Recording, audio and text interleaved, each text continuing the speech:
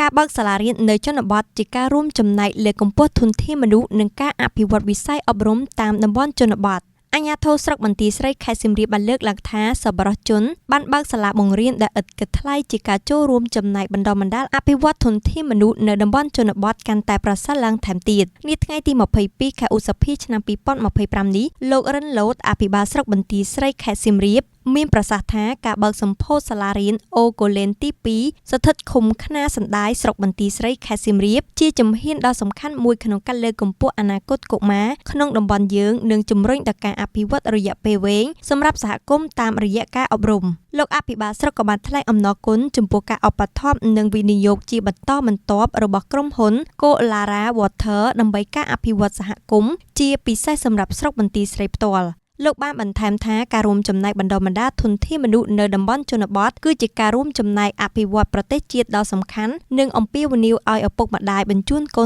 នៗរបស់ពួកគាត់ជាពិសេសយុវជនទាំងអស់ក្រៅពីការសិក្សានៅសាលារៀនរដ្ឋគួរយកពេលវេលាមកសិក្សានៅទីនេះបន្ថែមរួមមានការបង្រៀនភាសាអង់គ្លេសនិងកុំព្យូទ័រដែលឥតគិតថ្លៃទៅកាន់ក្មេងៗនៅតំបន់នេះផ្ទាល់និងបណ្ដាតំបន់ដែលនៅជុំវិញដើម្បីបង្កើនចំណេះដឹងនិងធ្វើឲ្យអនាគតរបស់ប្អូនៗនិងក្មួយៗមានភាពល្អប្រសើរជាមួយគ្នានេះដែលលោក Rulen Pinol ប្រធានគ្រប់គ្រងទូតក្រុមហ៊ុន Kolara Water បានមានប្រសាសន៍ថាការអប់រំគឺជាធាតុដ៏មានឥទ្ធិពលដែលអាចជំរុញឲ្យមានការអភិវឌ្ឍដល់សង្គមជាតិដូច្នេះកុមារនៅតំបន់ដាច់ស្រយាលគ្រប់គ្នាគួរតែទទួលបានឱកាសក្នុងការសិក្សារៀនសូត្រភាសាអង់គ្លេសនិងកុំព្យូទ័របន្ថែមដើម្បីបង្កើនចំណេះដឹងដើម្បីបើកទ្វារទៅរកឱកាសដ៏ប្រពៃនៃជីវិត